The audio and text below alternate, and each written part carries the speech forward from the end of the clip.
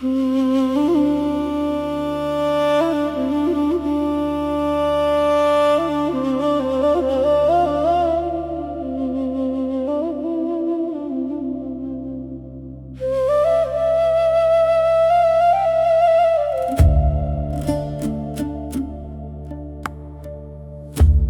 کهان اندیشه ها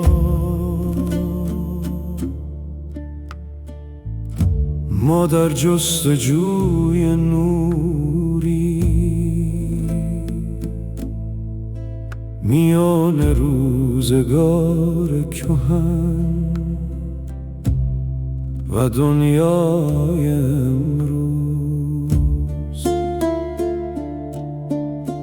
ابرا خاطره می آورد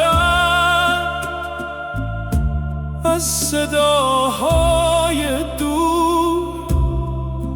از موسیقی خاموش، از زمان گم شده.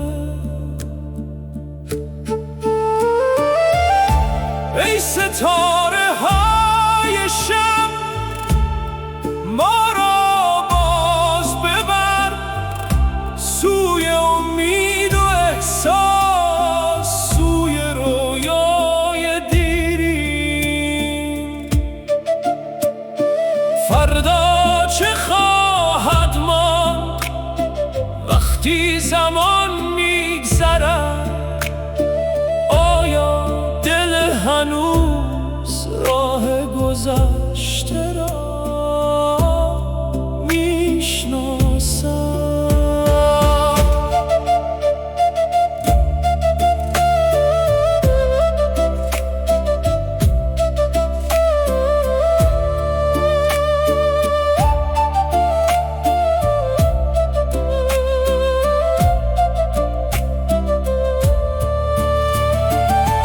در قلب‌های خاموش آتشی هنوز زنده است، همان شجاعت قدیمی که ما را یکی می‌کرد.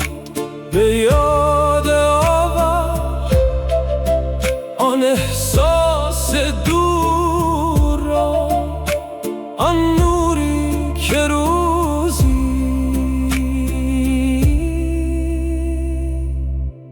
همه را کنار هم